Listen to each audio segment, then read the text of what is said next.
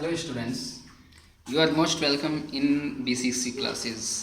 उम्मीद है कि आप सभी लोग अच्छे होंगे। तो जहाँ तक हम लोगों ने इंग्लिश में आप लोगों को सिलेबस के बारे में बता दिए थे, और सिलेबस में एक आपका टॉपिक्स था जिसका नाम था नरेशन, या आप इसको स्पीच कह सकते हैं या रिपोर्टिंग स्पीच कहते हैं।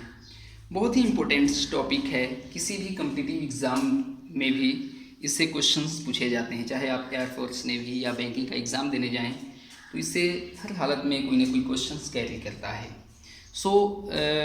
हम लोगों को बहुत सावधानीपूर्वक इस नरेशन के टॉपिक्स को समझना है कुछ नहीं, यह एक प्रकार का नियमों का जाल है जिसको यदि आप अच्छे तरीके से समझ जाएं तो दुनिया के किसी भी एग्ज़ाम में इससे क्वेश्चंस पूछा जाए तो आप आसानी पूर्वक इसका रिप्लाई कर सकते हैं।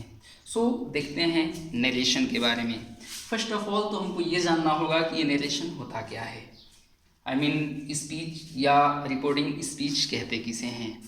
तो मैं विभिन्न प्रकार से इसको डिफाइन कर सकते हैं, कोई में इसमें ये नहीं है। तो आप चाहें तो कह सकते हैं नरेशन बोले तो जनरली इसको नॉर्मल भाषा में आई मीन हिंदी में कथन के नाम से जाना जाता है। कथन मतलब हमारी लबों से जो कुछ निकलता है एक दूसरे से, हम लोग जो भी वाकी टाकी जो भी बातें करते हैं वह एक प्रकार का कथन होता है, नरेशन होता है।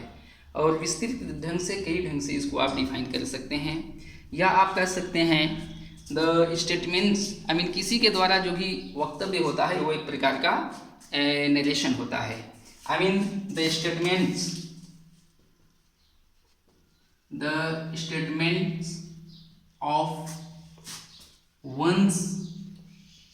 of one's own words is called narration. I mean किसी भी प्रकार का जो कोई आपका कथन होता है उसको नरेशन कह सकते हैं। यहाँ पर नरेशन को दो भागों में डिवाइड कर दिया गया है। फर्स्ट को बोलते हो डायरेक्ट स्पीच,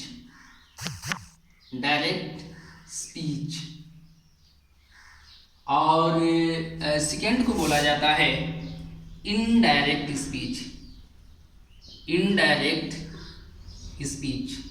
फर्स्ट होता है डायरेक्ट स्पीच और सेकेंड होता है indirect speech.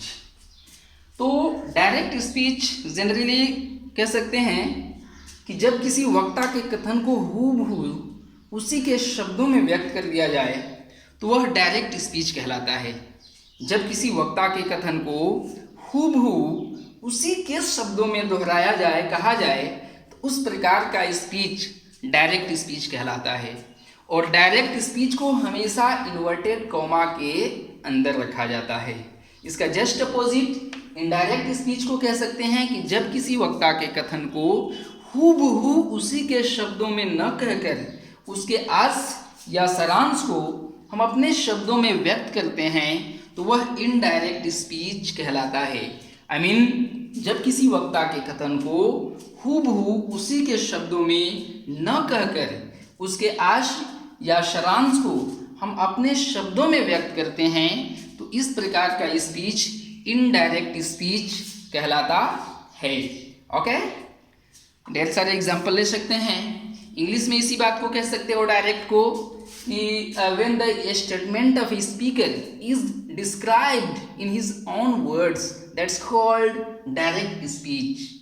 You can define it in English that when the statement of a speaker is described in his own words that's called direct speech. For example आप anything कुछ भी ले सकते हो। For example आप कह लो कि she said to me I'm your friend,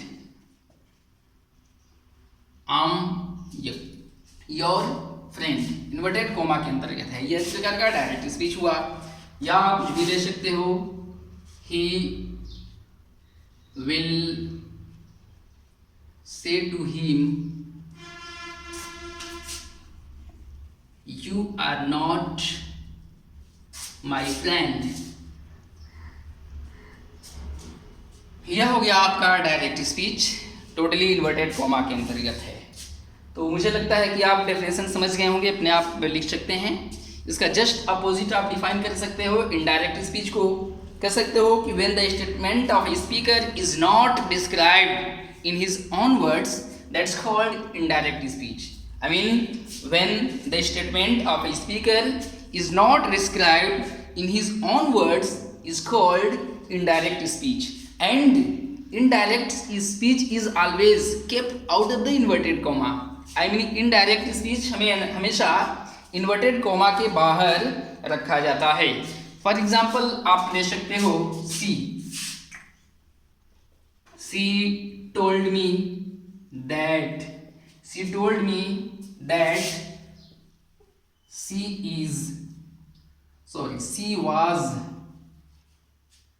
was my friend.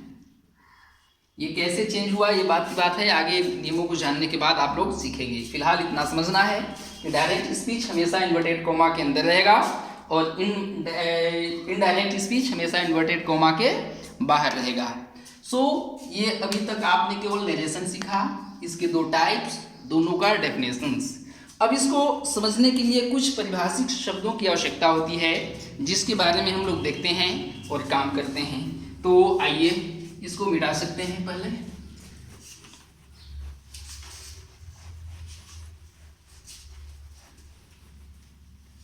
इसमें कुछ इंपॉर्टेंट डेफिनेशन है जिसको देखना आवश्यक है। फर्स्ट इसमें आपका डेफिनेशन के रूप में हो जाता है reporting verb.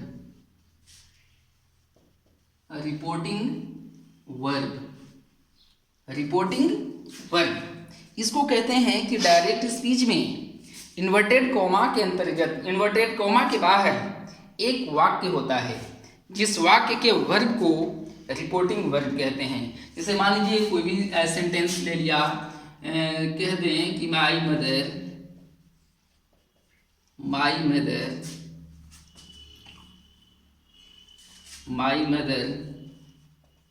said to me I love you।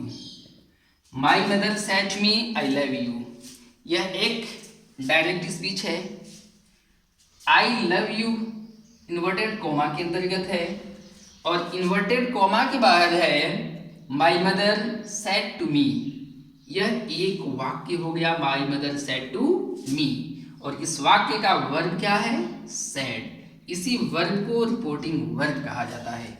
तो क्या कहोगे कि डायरेक्ट स्पीच में इन्वर्टेड कॉमा के बाहर, डायरेक्ट स्पीच में इन्वर्टेड कॉमा के बाहर एक वाक्य होता है, जिस वाक्य के वर्ब को रिपोर्टिंग वर्ब कहा जाता है। That's clear. इसके बाद सेकेंड पॉइंट होते हैं रिपोर्टेड स्पीच। रिपोर्टेड स्पीच इसको कहते हैं कि डायरेक्ट स्पीच में इन्वर्टेड कॉमा के अंदर जो वाक्य होता है, उस वाक्य को रिपोर्टेड स्पीच के नाम से जाना जाता है। डायरेक्ट स्पीच में इन्वर्टेड कॉमा के अंदर जो वाक्य रहता है, उस वाक्य को ही रिपोर्टेड स्पीच कहा जाता है। बस इन चीज़ों का बार बार आपको यूज़ होता रहेगा आगे नियम कानून में, इसलिए ये बातें आपको ये दिमाग पे रहेगी तो आगे समझ पाओगे कि ये इस चीज़ को कहते हैं। किसी भी प्रकार का सेंटेंस आए आपको ये समझना अति आवश्यक होगा कि कौन सा रिपोर्टिंग वर्ब है, कौन सा रिपोर्टेड स्पीच है, बिकॉज उसी नाम से उसको डिनोट्स किया जाएगा, इंगित किया जाएगा। अब हम लोग रूल्स रेगुलेशंस की बातें करते हैं कि इन रूलों के तहत ये सब चेंज होता है। आइए देखते हैं रूल की बातें की जाए तो नरेशन को डायरेक्ट से इनडायरेक्ट चेंज करने के मेनली दो रूल्स होते हैं। कितने रूल्स होते हैं? मेनली दो रूल्स होते हैं। फर्स्ट को बोलते हैं जनरल रूल और सेकेंड को बोलते हैं स्पेशल रूल। फर्स्ट होता है जनरल रूल और सेकेंड होता है स्पेशल रूल्स। अब देखिए जनरल रूल बोले तो सामान्य नियम और स्पेशल रूल विशेष प्रकार का नियम। एक प्रकार का देखिए दुनिया में भी दो कैटेगरी के लोग होते हैं, एक स्पेशल होते हैं और एक जनरल होते हैं। तो संख्या किसकी सबसे अधिक होती है? तो जनरल की, और स्पेशल की नाम मात्र पॉइंट कुछ संख्या होती है। तो जनरल वाले लोग जो होते हैं कहीं भी एडजस्ट कर लेंगे अपने आप को, बट जो स्पेशल होते हैं उनके लिए वो हर जगह अपने आप को एडजस्ट नहीं कर पाएंगे। तो इस बिना पर ये दो रूल्स हुए, जनरल रूल्स और स्पेशल रूल्स। तब ये जनरल रूल्स क्या है? तो कह सकते हो कि जनरल रूल्स सामान्य नियम उन नियमों को कहते हैं जो प्रत्येक प्रकार के वाक्यों के साथ लागू होता है। सामान्य नियम ऐसे नियम को कहा जाता है जो प्रत्येक प्रकार के वाक्यों के साथ लागू होता है, सामान्य नियम होता है। और स्पेशल रूल्स को वही कह सकते हो कि ऐसा रूल्स जो कुछ विशेष प्रकार के वाक्यों के साथ लागू हो, उसे स्पेशल नियम के नाम से जाना जाता है। अब जनरल रूल की बातें पहले करते हैं। इस जनरल रूल को 3 भागों में डिवाइड कर दिया गया है। जनरल रूल्स को 3 भागों में डिवाइड कर दिया गया है। फर्स्ट को बोलते हैं change of person, change of person. Second को बोलते हैं चेंज ऑफ टेंस, और थर्ड को बोलते हैं change of other parts of speech, other parts of speech. General rule को इन 3 नियमों में डिवाइड कर दिया गया है, change of person, change of tense and change of other parts of speech. Then first of all you will have to study about change of person. मुझे उम्मीद है कि आप इसको मिटाते हैं और आगे की बातें करते हैं। रूल में जनरल रूल्स को लेकर चलते हैं और जनरल रूल्स में चेंज ऑफ पर्सन की बातें करते हैं। तो आइए देखते हैं जनरल रूल में फर्स्ट आपका है change of person, change of person, change of person, change of person, change of person. तो आइए चेंज ऑफ पर्सन में देखते हैं। आप ऑलरेडी पर्सन के रूप में बचपन से ही पढ़ते आ रहे होंगे, फर्स्ट सेकेंड थर्ड जो होता है। फर्स्ट बोले तो the person who always speaks, बोलने वाला फर्स्ट होता है, and the person who always hears, सुनने वाला सेकेंड होता है, and the person about whom anything is said, सुनने वाला थर्ड होता है। तो इस बिना पर ये सारी बातें आप लोगों को ऑलरेडी पता होगा। फर्स्ट पर्सन के अंतर्गत आता है केवल आई और वी, और इसके साथ साथ आई और वी के जितने सारे रूप बनते हैं, मी, माई, माइन, माई सेल्फ, ये सब के सब फर्स्ट पर्सन में आते हैं। सेकेंड पर्सन में यू, और यू के जितने सारे फॉर्म होते हैं, रूप होते हैं, जैसे your, yours, your self, second person होते हैं। इसके बाद ही, सी, इट, या जितने सारे नाम आते हैं वो सब के सब थर्ड पर्सन होते हैं, और इनके जितने सारे रूप होंगे, ही, हिज, हर, ये डॉट डॉट डॉट, ये सब आपके थर्ड पर्सन के अंतर्गत आते हैं। तो आइए देखते हैं चेंज ऑफ पर्सन। आप ऑलरेडी जानते हैं कि पर्सन 3 होते हैं, first person, second person and third person. तो इसमें रूल नंबर पहला कहता है कि फर्स्ट पर्सन को रिपोर्टिंग वर्ब के, ऑलरेडी बता दिए हैं रिपोर्टिंग वर्ब क्या होता है। तो फर्स्ट पर्सन को रिपोर्टिंग वर्ब के सब्जेक्ट के अनुसार चेंज किया जाता है। कह सकते हो कि first person is changed according to the first person is changed according to the subject of reporting verb. First person is changed according to the subject of reporting verb. दूसरे को कह सकते हैं second person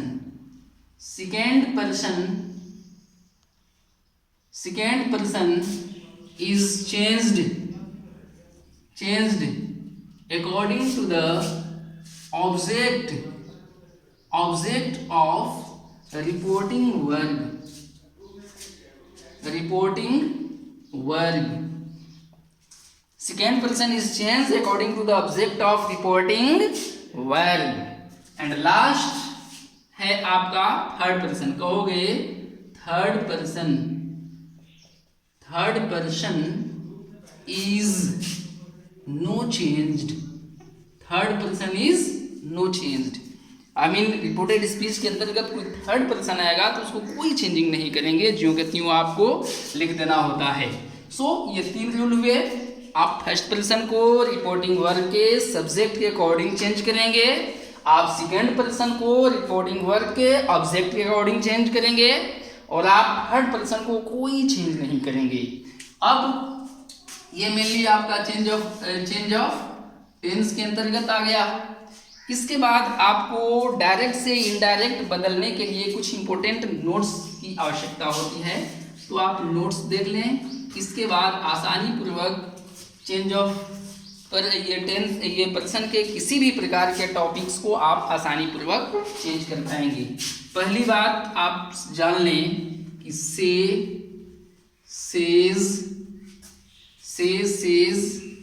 and said are changed into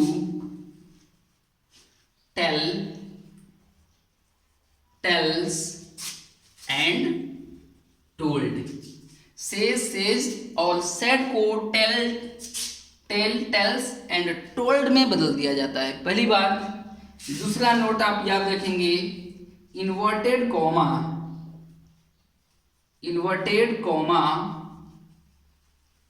is changed into that। जानते हैं inverted comma को that में बदल दिया जाता है। एंड तीसरी बातें आप याद रखोगे कि if reporting verb is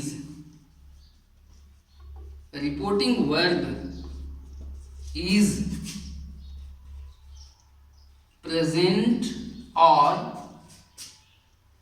reporting verb is in present or future tense,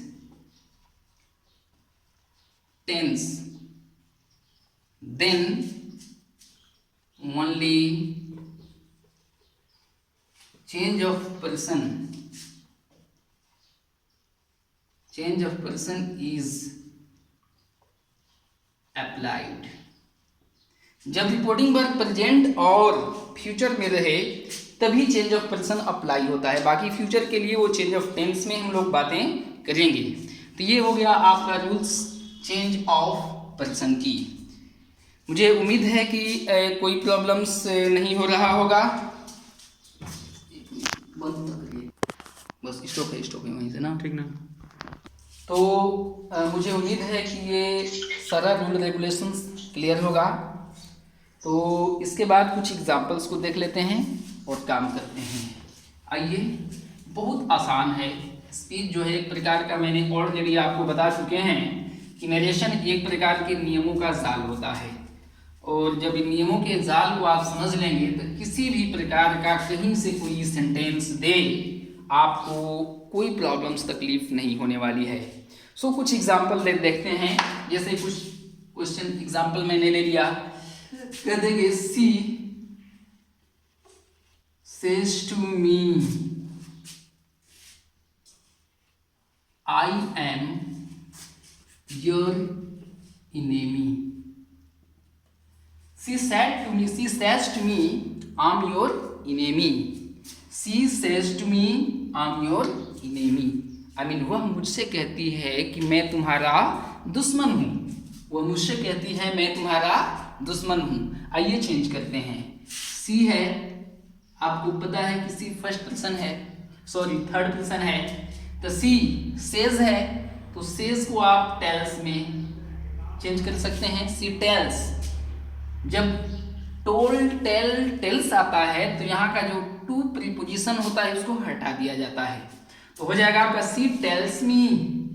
she tells me. ये हो गया इन्वर्टेड कोमा। आप जानते हैं कि इन्वर्टेड कोमा को हटा दिया जाता है। तो she tells me that, inverted coma के बदले दैट का प्रयोग कर सकते हैं। She tells me that. अब आई फर्स्ट पर्सन हुआ ना, तो फर्स्ट पर्सन को रूल में आप क्या जानते हैं, किसके वर्डिंग चेंज करते हैं? तो आप कह सकते हैं कि first person is changed into subject of the reporting verb. Reporting verb के सब्जेक्ट के अनुसार यहाँ रिपोर्टिंग वर्ब सेज है, सेज का सब्जेक्ट क्या है? सी है। तो सी टेल्स मी दैट, आई हो जाएगा सी।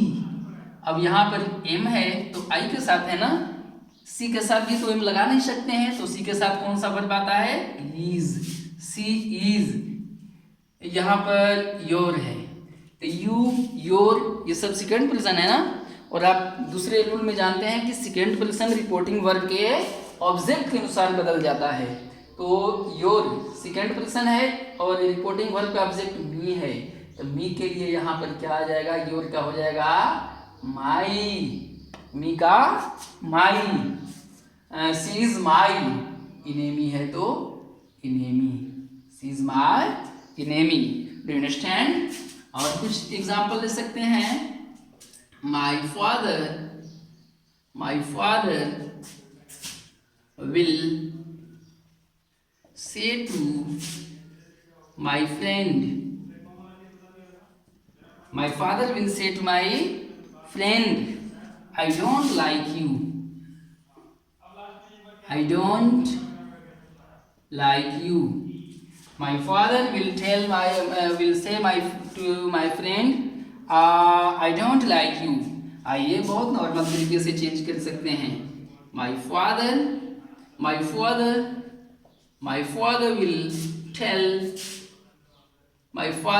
will tell, सॉरी यहाँ माई है जी। My father will tell my friend, inverted coma के बदले that. I don't, I first person my father के अकॉर्डिंग ही हो जाएगा, ही। फर्स्ट पर्सन है तो डज आ जाता है, डजंट या does not, like, doesn't like. You है तो यू सेकेंड पर्सन ऑब्जेक्ट के अनुसार हो जाएगा him. She doesn't like him because my friend object के रूप में इसके लिए आ जाएगा हिम, है ना। तो मुझे उम्मीद है कि ये बातें आप लोग समझ पाए होंगे। तो मैं आपसे रिक्वेस्ट करता हूँ कि इसे अधिक से अधिक मात्र केवल इस टॉपिक्स पे कम से कम आपको कल 50 सेंटेंस प्रैक्टिस कर लेना है। मेरी बुक्स में बहुत सारी बुक होंगे, उसमें दिए होंगे, तो इस टॉपिक पर कम से कम 50 सेंटेंस आप तो ये क्लियर कर लोगे। इसके बाद जो कोई भी प्रॉब्लम आएगा इस पे, तो कल वाले सेकेंड सेशंस में आप लोग व्हाट्सएप या किसी भी माध्यम से जाकर के पूछ सकते हो और आपको सेटिस्फाइड किया जाएगा। Okay, that's all, bye.